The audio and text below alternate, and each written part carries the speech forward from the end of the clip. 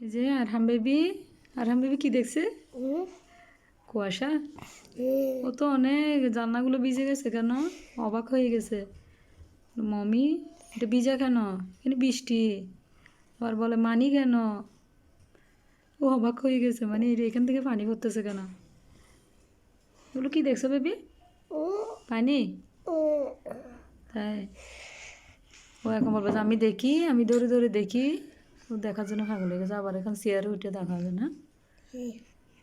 দেখো চেয়ারে দেখাবে।